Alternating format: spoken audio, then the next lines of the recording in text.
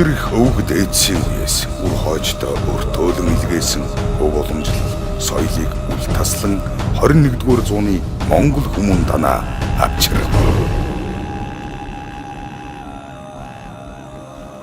Шинэ зууны өндөр босгоор алхсан Монгол ухаан инновацийн дээж бүтээл оршгоо.